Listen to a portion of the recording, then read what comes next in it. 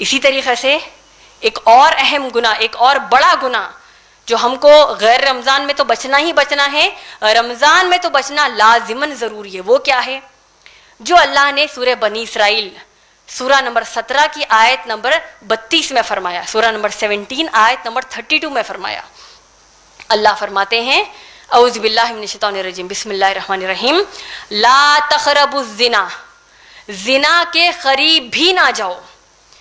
اور اسلامی اعتبار سے زنا اس گناہ کو کہتے ہیں جو کوئی بھی مسلمان مرد یا عورت جو آپس میں شرعی طور پر میاں بیوی نہ ہو، ان کا ایک دوسرے سے اس طرح ملنا جس طرح ایک شوہر اور بیوی اکیلے میں ملتے ہوں، یعنی پرائیویسی میں ملتے ہوں۔ زنا کا عذاب قیامت میں تو بہت بڑا ہے، لیکن اس سے پہلے جو عذاب اللہ کے رسول محمد صلی اللہ علیہ وسلم نے اس زانی مرد اور عورت کے لیے ان کے مرنے سے لے کر قیامت میں اٹھائے جانے تک جو ان کو عذاب ملے گا، اس کا ذکر صحیح بخاری جلد نمبر 9 حدیث نمبر 7047 میں کیا ہے، یعنی والیوم نمبر 9 حدیث نمبر 7047 میں کیا ہے۔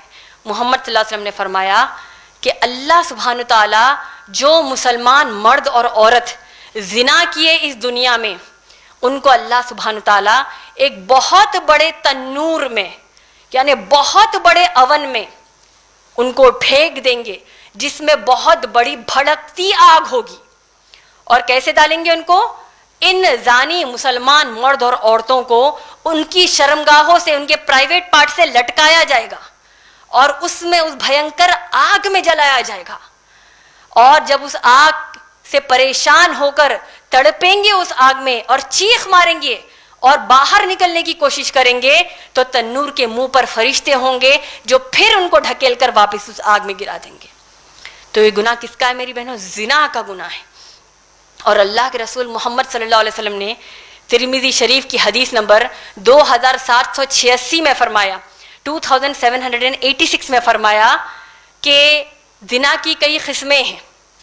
اور زنا کیسے؟ زنا کی قسمیں کیا ہے بتایا محمد صلی اللہ علیہ وسلم نے کہ اگر کوئی مسلمان کسی غیر محرم کو ہوس کی نیت سے دیکھتا ہے یا دیکھتی ہے، یا اسی طریقے سے کسی غیر محرم کو یعنی ہوس کی نیت سے دیکھا، یا غیر محرم کے پاس ہوس کی نیت کے ساتھ چل کر گئے، یا غیر محرم کو ہوس کی نیت سے ہاتھ لگایا، یا فضول کی بات چیت ان کے ساتھ کر کے مزے لیے، تو یہ محمد صلی اللہ علیہ وسلم نے فرمایا کہ اس شخص نے اپنی آنکھ کا زنا کیا، اپنی زبان کا زنا کیا، اپنے کانوں کا زنا کیا، اپنے پاؤں کا زنا کیا۔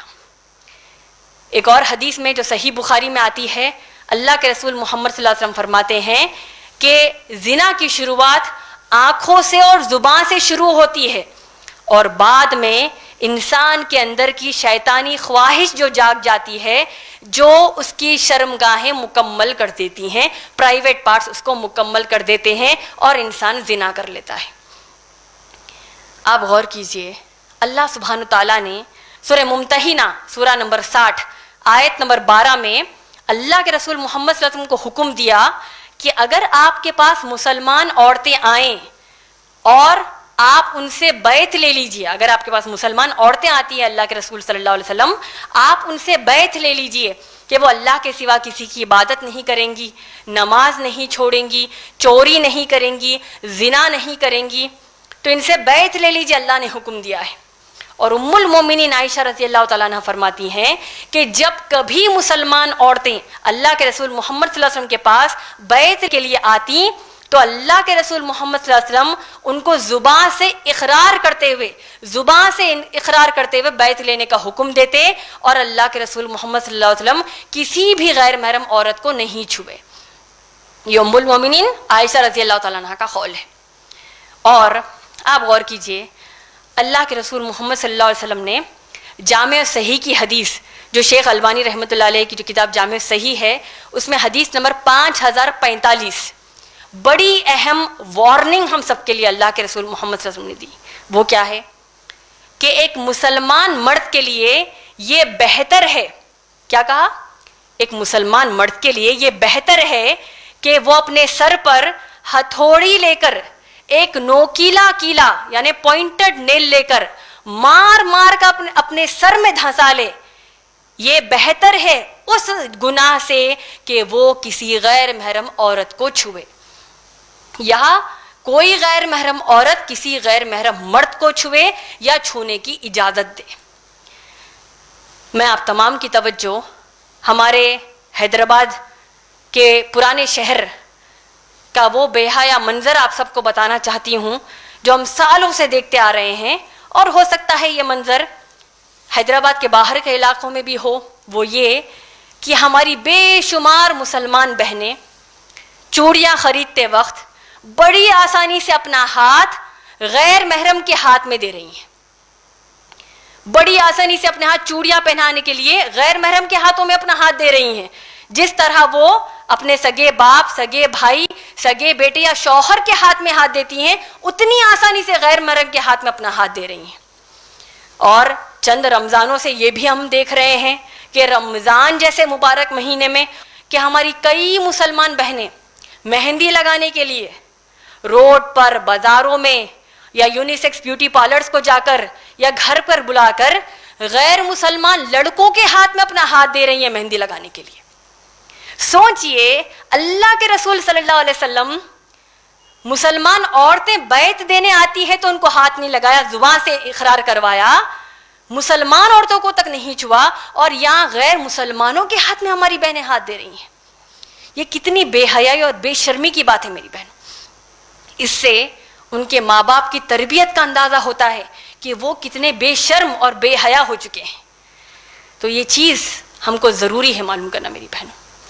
اب آپ دیکھیے زنا کے تعلق سے ہم جب دیکھتے ہیں کہ اللہ سبحانہ و تعالیٰ نے جن جرموں کی سزا اس زمین پر دینے کا جو اللہ نے حکم دیا ہے شریعت میں, جن جرموں کی سزا اس دنیا میں دینے کا حکم اللہ نے دیا ہے, مثال کے طور پر سورہ مائدہ کی آیت نمبر 38 میں چور یا چورنی کے ہاتھ کاٹ دو وغیرہ, یہ جو شرعی سزائیں دنیا کے لیے اللہ نے ہمارے لیے رکھی ہیں, ان میں آپ غور کریں گے کہ سب سے زیادہ ذلیل, سب سے سخت سزا اگر کسی گناہ کے لیے, کسی جرم کے لیے اللہ نے دی ہے تو زنا کے جرم کے لیے دی ہے. اس سے اندازہ لگائیے کہ اللہ کو زنا سے کتنی نفرت ہے. اور زنا کی سزا کیا ہے آپ دیکھیے, جو جرم کی سزا شرعی قانون, اسلامی قانون میں زنا کی سزا کیا ہے.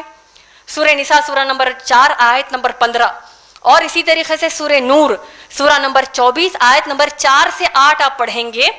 اللہ سبحانہ تعالیٰ نے فرمایا کہ اگر کوئی مسلمان مرد یا عورت زنا کریں اور 4 چشمدید گواہ 4 آئی وٹنسز اس کی گواہی دے دیں, اور گواہی ثابت ہو گئی کہ انہوں نے واقع زنا کیا ہے, تو ایسے مسلمان مرد یا عورت پر 100 کوڑے برسائے جائیں گے, 100 لیشز برسائے جائیں گے لوگوں کے بیچ میں.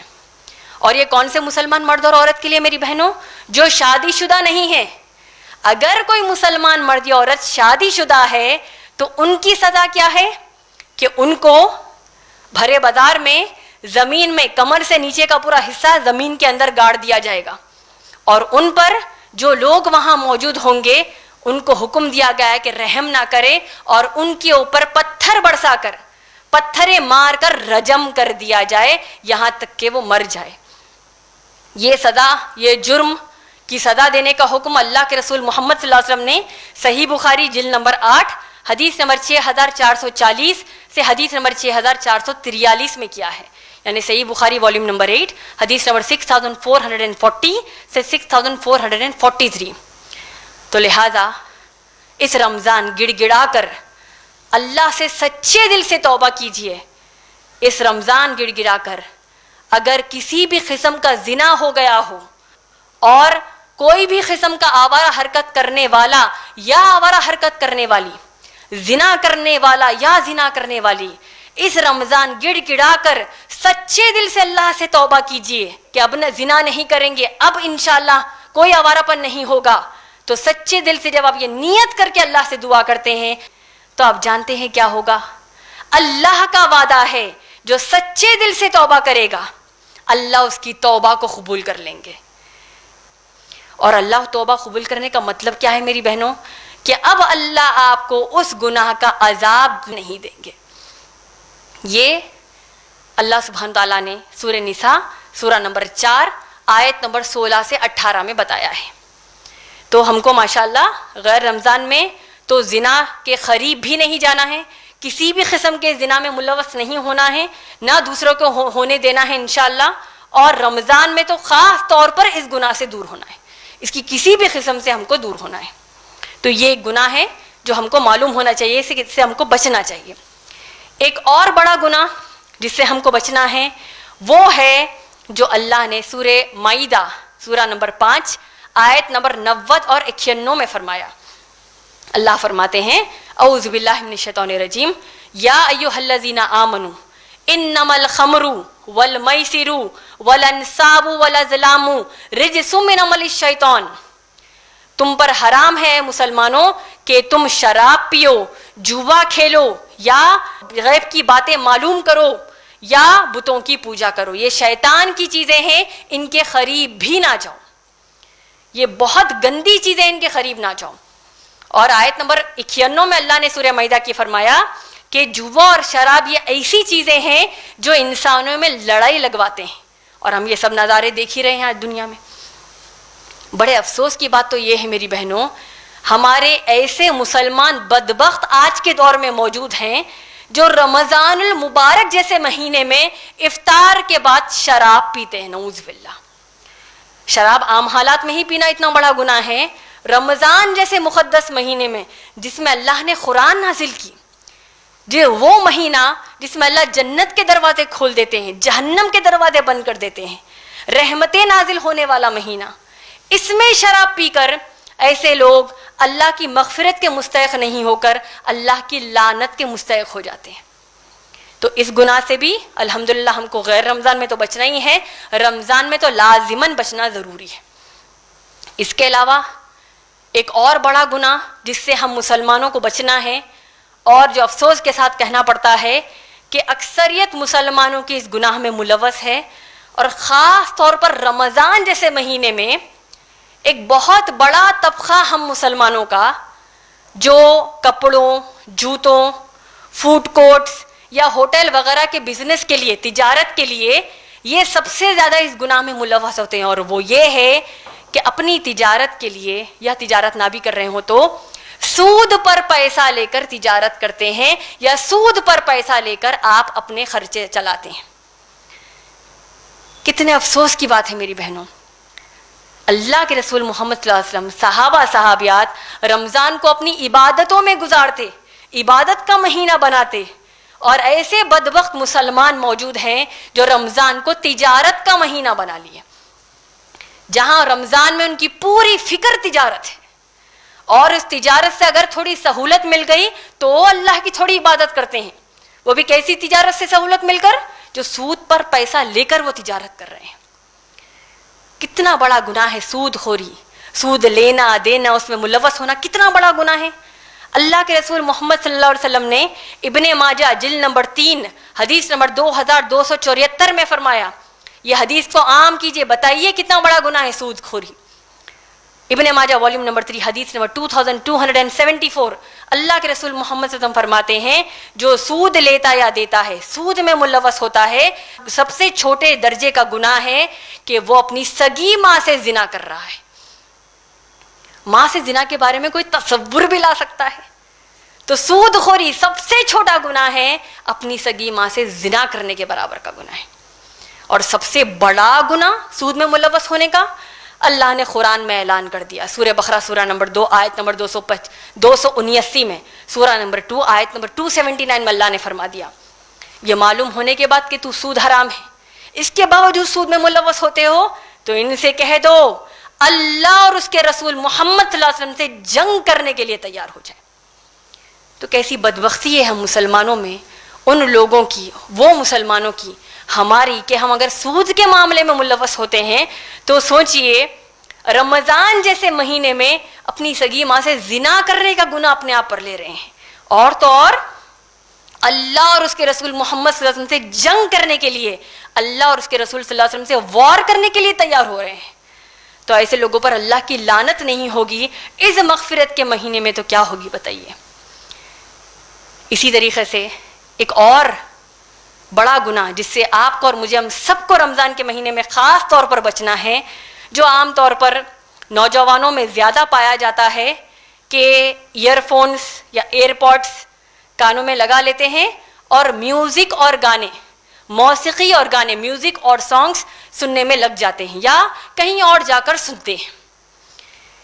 امام ابن جوزی رحمۃ اللہ علیہ نے اپنی کتاب تلبیس ابلیس میں کہا، تلبیس ابلیس یعنی اس کا انگریزی میں ترجمہ ہے دا ڈیولز ڈیسیپشن، اس کتاب میں بے شمار قرآن کی آیتیں اور احادیث کا حوالہ دیتے ہوئے شیطان کی چال بازیوں کا نچوڑ بتاتے ہوئے کہا کہ شیطان کوئی بھی مرد یا عورت کو زنا کے قریب لے کے جانے میں یا زنا کرانے میں، یعنی وہ بھیڑیے مسلمان مرد اور عورتیں جو زنا تک کر دیتے ہیں، اس کی سب سے اہم وجہ ہے کہ میوزک اور سانگس، موسیقی اور گانے، کیونکہ یہ زنا کے گھر کا دروازہ ہے۔ قیامت کے دن جو موسیقی اور گانوں کا شوقین تھا، اس کو قیامت میں، مشکات کی حدیث ہے، ابن مسعود رضی اللہ تعالیٰ عنہ نے فرمایا کہ قیامت میں گرم کھولتا شیشہ پگھلا کر، کانچ کو پگھلا کر اس کے کانوں میں ڈالا جائے گا، کیونکہ اس دنیا میں وہ میوزک اور سانگ سنتا تھا۔ اور اس کی وجہ کیا ہے میری بہنوں؟ آپ غور کیجئے، اللہ سبحانہ و تعالیٰ نے سورہ لقمان سورہ نمبر 31 آیت نمبر 6 میں فرمایا، اور آیت نمبر 6 سے پہلے اگر آپ آیت نمبر 1 سے 5 کا ترجمہ پڑھیں گے، اس کی معتبر تفسیر پڑھیں گے، تو پتہ چلتا ہے کہ اللہ نیک لوگوں کا ذکر کرتے ہیں، جو اللہ کی ہدایت کو سمجھتے ہیں، نماز پڑھتے ہیں، آخرت کے دن پر یقین رکھتے ہیں، ان کا ذکر اللہ نے کیا۔ آیت نمبر 6 سے اللہ نے وہ گنہگاروں کا ذکر کیا جو بکواس کی باتیں خریدتے ہیں، قرآن کو چھوڑ کر بکواس کی باتیں خریدتے ہیں۔ وہاں پر جو لفظ آیا وہ ہے لہو الحدیث، یعنی گنہگار کون ہیں؟ جو بکواس کی باتیں خریدتے ہیں اور اس کے ذریعے دوسروں کو بھی گمراہ کرتے ہیں۔ اور اس کی تفسیر کرتے ہوئے ابن مسعود رضی اللہ تعالیٰ عنہ نے اس آیت کی تفسیر کرتے ہوئے بتایا کہ لہو الحدیث کیا ہے؟ وہ میوزک یعنی وہ گانے، وہ میوزک یعنی موسیقی اور گانے یا ایسی چیزیں جو مسلمان قرآن مجید کے مقابلے میں زیادہ دلچسپی رکھتا ہو۔ اور اسی طریقے سے قرآن کی دیگر آیتوں کی تفسیر میں آتا ہے کہ جب کبھی اللہ کے رسول صلی اللہ علیہ وسلم قرآن کی تلاوت کرتے مکے میں، تو قریش کے لوگ زور زور سے گانا بجانا کرتے یا آوازیں نکالتے تاکہ لوگ قرآن نہ سنیں۔ تو یہ بکواس کی باتوں میں جو میوزک اور سانگ سے اللہ نے کیا فرمایا؟ یہ لوگوں کو اللہ کی قرآن سے دور کرنے والی چیزیں ہیں۔ تو انشاءاللہ ہم غیر رمضان میں تو اس سے دور ہی رہیں گے، رمضان میں خاص طور پر اس سے دور رہیں گے۔ اسی طریقے سے ایک اور بڑا گناہ جو ہم مسلمان کی اکثریت اس میں مبتلا ہیں، اور بہت بڑی خطرناک بات تو یہ ہے کہ ہم کو احساس بھی نہیں ہوتا کہ ہم اس میں مبتلا ہیں، اور خاص طور پر ہماری مسلمان بہنیں اور عورتیں اس میں مبتلا ہیں۔ کون سا ہے گناہ؟ غیبت، چغلی اور تہمت۔ اللہ سبحانہ تعالیٰ نے قرآن مجید میں سورہ حجرات سورہ نمبر 49 کی آیت نمبر 12 میں فرمایا، مسلمانوں کو کہا گیا، اللہ نے فرمایا کہ تم لوگ جاسوسی مت کرو اور تم لوگ کسی پر شک و شبہات مت کرو، کیونکہ اکثر شک غلط ہوتے ہیں۔ اور تیسری بات اللہ نے بتائی کہ تم لوگ کسی کی پیٹھ پیچھے برائی مت کرو۔ کیا تم چاہو گے کہ تم اپنے مرے ہوئے بھائی کی میت کا گوشت کھاؤ؟ ہرگز نہیں، تم اس سے کرائیت کرتے ہو۔ تو اللہ سبحانہ تعالیٰ غیبت کے لیے اگزامپل، مثال کیا دے رہے ہیں؟ جس طرح تم کرائیت کرتے ہو خود کے مرے ہوئے بھائی کی میت کا گوشت کھانا، اس سے زیادہ بھینکر ہے کسی کی غیبت کرنا۔ اللہ کے رسول محمد صلی اللہ علیہ وسلم کی حدیث مبارکہ میں محمد صلی اللہ علیہ وسلم نے فرمایا کہ جو شخص کسی دوسرے شخص کی غیبت کرتا ہے تو پھر جو شخص نے غیبت کی اس کی تمام نیکیوں کو اللہ جس کی وہ غیبت کرتا ہے اس کے نام اعمال میں ڈال دیں گے، اور اگر حساب برابر نہیں ہوا تو جس کی غیبت اس نے کی اس کے گناہ اس کے انسان کے اندر اس کے نام اعمال میں ڈال دیں گے۔ سوچیے کتنا بڑا گناہ ہو رہا ہے۔ جس کی غیبت کی اس کے اندر آپ کی پوری نیکیاں چلی گئیں، اور جس کی غیبت کی اگر حساب برابر نہیں ہوا تو اس کے تمام گناہ آپ کے نام اعمال میں آ جائیں گے۔ اللہ ہماری اس سے حفاظت کرے۔ اللہ کے رسول محمد صلی اللہ علیہ وسلم نے صحیح مسلم کی حدیث 6593 میں فرمایا، صحیح مسلم حدیث نمبر 6593 میں فرمایا جب صحابہ نے پوچھا یا رسول اللہ صلی اللہ علیہ وسلم، یہ ہمارا بھی عام سوال ہوتا ہے، یا رسول اللہ صلی اللہ علیہ وسلم اگر واقعتاً کوئی برائی یا گناہ ہم کسی شخص میں دیکھیں تو کیا اس کو ہم پیٹھ پیچھے ذکر نہیں کر سکتے؟ اللہ کے رسول محمد صلی اللہ علیہ وسلم نے کہا یہی تو غیبت ہے۔ غیبت کیا ہے؟ واقعی کسی کے اندر وہ برائی موجود ہے، وہ گناہ موجود ہے، تو آپ پیٹھ پیچھے اس کا ذکر کر رہے ہیں، یہی غیبت ہے۔ اگر یہ برائی اس کے اندر نہیں ہے تب بھی آپ پیٹھ پیچھے اگر بات کرتے ہیں تو وہ تہمت ہے۔ اور تہمت کیسا گناہ ہے میری بہنوں؟ تہمت جس کو عام طور پر اردو زبان میں ہم جھوٹا الزام کہتے ہیں، تہمت کا گناہ کتنا بڑا ہے، اس کا عذاب کتنا بڑا ہے آپ جانتے ہیں؟ اللہ کے رسول صلی اللہ علیہ وسلم نے جامع صحیح کی حدیث نمبر 6196 میں فرمایا، جامع صحیح 6196 میں فرمایا کہ قیامت کے دن ایک شخص ہوگا جس کی بہت زیادہ نیکیاں ہوں گی، اور اللہ اس کو کہیں گے کہ تمہاری نیکیاں ہیں، میں تم کو جنت میں ڈال دوں گا، لیکن ایک کام کرنا ہوگا، میرے فلاں بندے کے بارے میں تم نے ایک بات کہی تھی، اس کو ثابت کر دو، پھر جنت میں چلے جانا۔ اب یہ نیک شخص نے جو فلاں کسی مسلمان کے بارے میں بات کہی تھی وہ جھوٹا الزام تھی، تہمت تھی، تو تہمت کیسے ثابت کرتا؟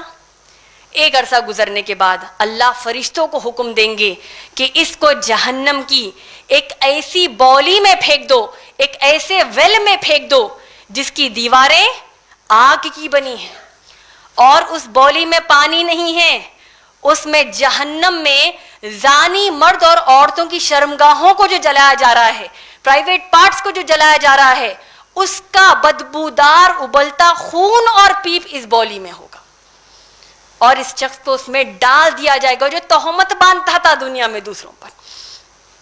اور جب وہ تکلیف سے چیخ مارے گا، بھوک اور پیاس سے چیخ مارے گا، تو فرشتے یہی بدبودار خون اور پیپ اس کے منہ میں اڑیل دیں گے۔ تو لہذا میری بہنوں، اس رمضان میں انشاءاللہ ہم یہ غیبت، چغلی اور تہمت، ان سب سے انشاءاللہ بچیں گے۔